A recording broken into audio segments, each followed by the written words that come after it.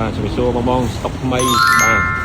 មកគ្រឿងនេះគឺ option ទំនើបហើយពិសេសមែនតើបាទគឺមាន slide counter បាទបើកដបូលក៏អីចុចបាក់ travel អេក្រង់ធំបាទ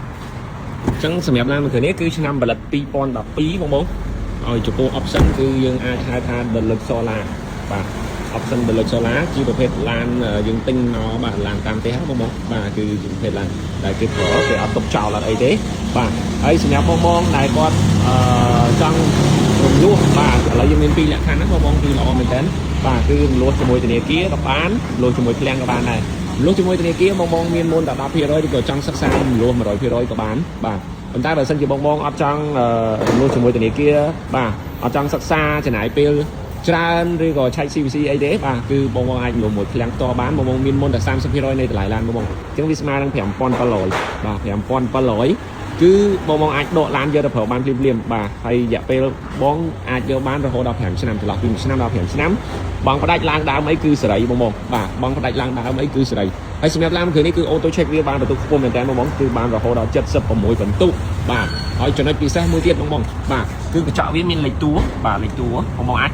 scan auto check បានបាទថតប៉ុន្មានថត auto check ឃើញបាទបន្ទុកវាគឺបាន76បន្ទុកបងកញ្ចក់គឺធានាជូនបងគឺសិនទាំងអស់បងណាបាទកញ្ចក់គឺសិនទាំងអស់បាទឥឡូវខ្ញុំសូមបង្ហាញទាំងក្នុងជូនបងដល់នេះបាទ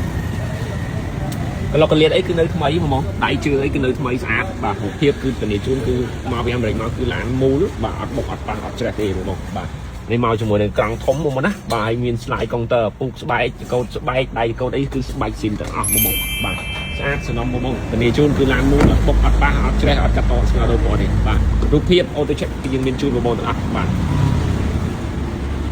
មិនស្អាតសំណុំបងខ្ចៅខ្យងអីបាទធានាជូនបងដល់គ្នាបាទហើយបាតព្រមអីគឺអត់មានពុកអត់មានច្រេះអត់អីទេហើយសាច់ពូកអីគឺនៅស្អាតសំណុំបាទស៊ីនទាំងអស់បងណាបាទជាងអីនៅស្អាត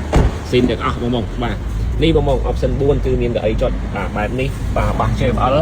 បាទហើយ slide counter បងណាបាទ slide counter ហើយអានេះត្រង់គឺធំបាទធំជាង option 2 option 3ធម្មតាបាទហើយនេះអាឡៃ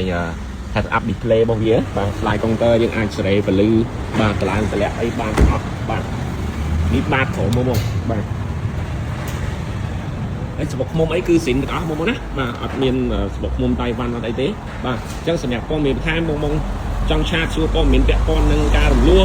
ឬក៏ពាក់ព័ន្ធនឹងព័ត៌មានឡានអីបងអាចឆាតមក Telegram ខ្ញុំបានបាទខ្ញុំនឹងដាក់ link នៅខាងក្រោមបាទអរគុណ